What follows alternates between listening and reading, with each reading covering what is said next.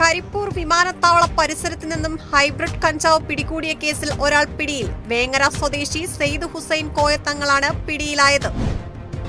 മാനവസേന welfare സൊസൈറ്റിയുടെ ഭരത് ഗോപി പുരസ്കാരം നടൻ സലീം കുമാറിന്. ഓഗസ്റ്റ് 15-ന് ആറ്റിങ്ങലിൽ നടക്കുന്ന വാർഷികാഘോഷ ചടങ്ങിൽ പുരസ്കാരം സമ്മാനിക്കും.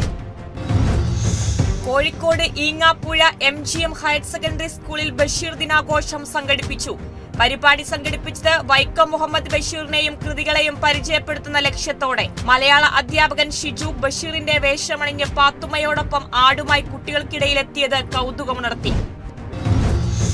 പത്തനംതിട്ടയിൽ കാറും മിനി ലോറിയും കൂട്ടിയിടിച്ച് അപകടം. കാറിലുണ്ടായിരുന്ന നരിയാപുരം സ്വദേശികളായ ഒരു കുടുംബത്തിലെ 5 പേർക്ക് പരിക്ക്. പരിക്കേറ്റവരിൽ 2 പേർ കുട്ടികൾ.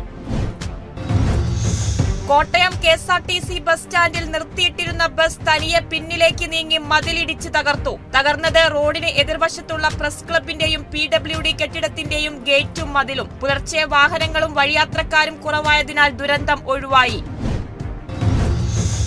ഹിറ്റായി മാറി തൃശൂർ അരിമ്പൂർ പഞ്ചായത്ത് കുടുംബശ്രീ കിരണം പദ്ധതിയിലൂടെ നടപ്പിലാക്കിയ വഴിയിടം പദ്ധതി. ശ്രദ്ധേയമായത് കസേരകളും അനുബന്ധ മേശകളും പാത്രങ്ങളും വാടകയ്ക്ക് നൽകുന്ന വനിതാ സംരംഭകരുടെ പദ്ധതി.